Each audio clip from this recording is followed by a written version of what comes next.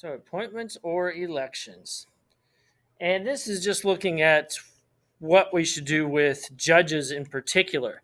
The system of electing judges exists in Pennsylvania and some other states. And we do this for all of the levels here in Pennsylvania. So, magistrates, judges of Court of Common Pleas, the appeals courts, both Commonwealth Superior, and then the Supreme Court. So, we do elect them, and we do go through basically the same process as other candidates. They get on the ballot to participate in the primaries, and so the Republicans and Democrats pick their nominees, and then it goes to the general election. And the election happens every 10 years, and when someone does get into office, when their 10-year term comes up, the citizens have a chance to choose whether or not they stay there. This works differently in other states, but anywhere where they have elections, one of the things they try to promote is neutrality, because obviously the judges can't talk about cases or what they think should happen in certain types of law. They're not allowed to express their opinions like that. So really their campaigning is just about how effective they'll be as a judge from an administrative type of standpoint. They're really not allowed to get into politics, which of course is kind of odd because once again they get nominated by a political party. So it's difficult to stay completely unbiased. Then there's other states and the federal government that appoints judges. And so either the president or in the states that do it, the governor gets to nominate someone, and then that is approved by the United States or the individual state senate, respectively. And basically, for the governors, it goes through the same process that we already talked about when it comes to the federal level. They research, they vet, they do background checks. Then it goes to the state senate. They have committee hearings and research, and investigate, and interview, and then approval happens by the entire state senate, or in the case of the United States Senate. The appointments have their own controversies because obviously the governor gets to pick someone and that stays on there permanently or for an extended period of time. And then, of course, that's kind of locked in. And these people don't necessarily get influenced by politics, but obviously the executive that picks them is going to make sure that they match up with a certain political philosophy. And on top of that, there's no type of consequence. They can just be appointed, and as long as they exercise good behavior, then they're going to stay in office for as long as possible. So some of the controversy is whether or not we should appoint them or should we elect them, which is better. A former justice of the Supreme Court who's retired now, Sandra Day O'Connor, the first woman to serve on the court, is an advocate for eliminating the election of judges at the state and local level as well. She says that it puts too much pressure on them, and it's virtually impossible to stay completely unbiased whenever you're running for office. Automatically, if you live in a state where you have to go through the primary process of affiliating with a party, that automatically removes any type of independence that you might have.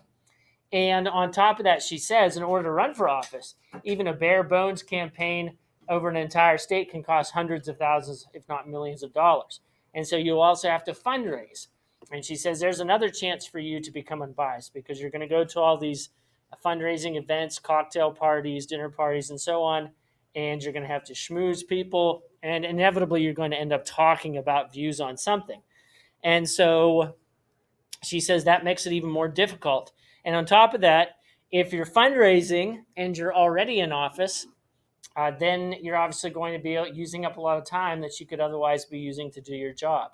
And she says that makes it even more difficult in electing judges. So she has advocated for appointments instead. She's pointed out the system of retention can help bring about consequences like we use in Pennsylvania. If people don't think someone has been doing a good job as a judge, then they vote not to retain them at the end of their 10 years and have the chance to replace them. Some critics say that's nonsense because hardly anyone ever gets kicked out of office once they get voted in.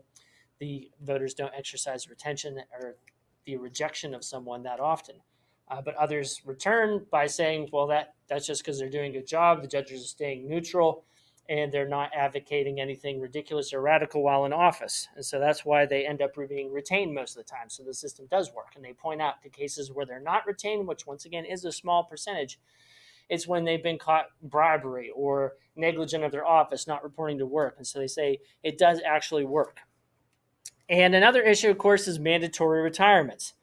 How often should someone be booted out of office based on the age that they get to? And so some have said another way to put a check on people that are appointed is to make sure that they're booted out basically by law at the age of 70 or 75, for instance, in order to make sure that they haven't been there too long, that their health hasn't degraded too much, and that they're still able to do the job in an effective and capable manner.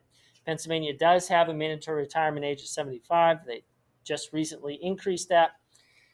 And one of the issues with that, of course, is we have increased life expectancy over the year. So, 20 years from now, are they going to have to raise it again to 80? Probably. But of course, that is possible, and Pennsylvania has done it. It required a constitutional amendment change, and we did that. So it's not like that's a total hang-up that we'll have to eventually move the age up again later on. So that's something that can be done to fix the appointment of judges to make it more viable.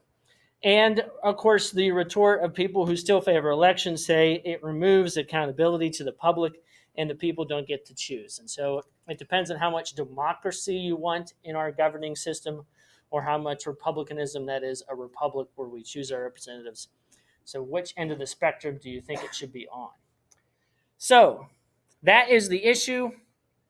That is about appointing or electing judges. And of course, that will become more prevalent, some of these topics, especially mandatory retirement and so on, as the Supreme Court controversy continues to boil over. Yes? She favors appointments over elections. So she favors the appointments. Her name is Sandra Day O'Connor. She was the first female judge on the Supreme Court. Oh, sorry, it was like towards the end where you said that people favor elections because it removes something. Oh, they favor elections because it makes sure that the people have an influence. It enables more democracy, so that way that the people have some kind of influence over the judicial branch. Otherwise, they say that people don't have any influence over it. Is there any other questions? All right.